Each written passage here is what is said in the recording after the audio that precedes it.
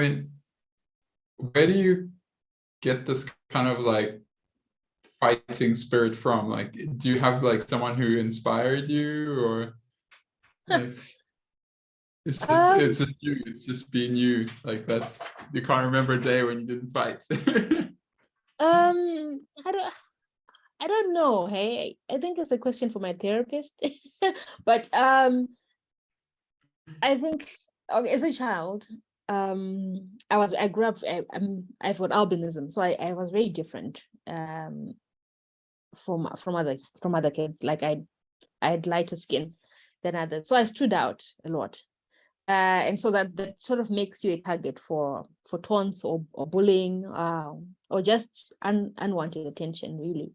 So I think I learned to develop sort of like a thick skin very early on, and sort of take things on the chin, and sort of be very determined to stand out for the right reasons, if you may. So I was quite gifted academically, so I started to sort of get attention for that. So it was sort of like a way to distract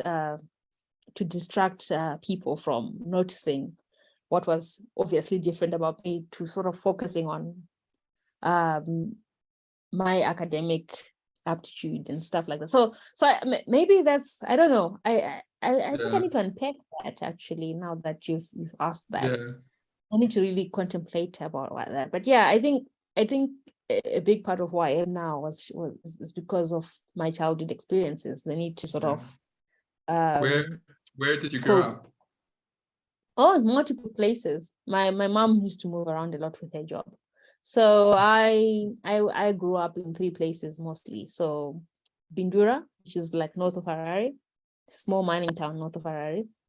Mashingo, actually I was born in Mashingo, so I also grew up there, and then Harare. I went to boarding school in Norton and also in Chishawasha. So I was pretty much all over the place. But yeah, so those are the main towns and cities that I grew up in. So always moving around. So it was always sort of adapting to new environments.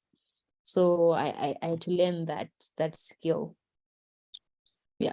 So I think, yeah. So I think that learning endurance from a very young age, I had to learn endurance from a very, very young age, earlier than most children.